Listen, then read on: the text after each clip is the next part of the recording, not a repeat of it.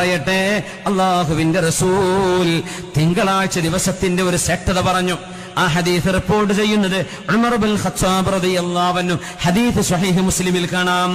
സുഇല, നബി തങ്ങളുടെ മുമ്പിൽ വന്നൊരു ചോദ്യം, നബിയെ എന്തിനാണ് തിങ്കളാഴ്ച നോമ്പെടുക്കുന്നത്? എന്താ നബിയെ തിങ്കളാഴ്ചയുടെ പ്രത്യേകത? ദാക യൗമുൻ വുലിതു ഫീഹി, ഞാൻ ജനിച്ച ദിവസമാണത്, ഞാൻ ജനിച്ച ദിവസമാണത്. വയൗമ ബുഇസ്തു ഫീഹി, എനിക്ക് അല്ലാഹു വഹീ തന്ന ദിവസമാണത്. അതുകൊണ്ട് ആ ദിവസത്തിന് പ്രത്യേകതയുണ്ട്. നബി തങ്ങളുടെ ജനനം സാധാരണ മക്കളുടെ ബർത്ത്ഡേ പോലെയാണോ? ബർത്ത്ഡേ വിഷയങ്ങളിൽ അനാചാരങ്ങളും ആശ്വാസമല്ലാത്തതും നടക്കുന്നത് തടയപ്പെടേണ്ട തന്നെയാണ്, യാതൊരു സംശയവുമില്ല.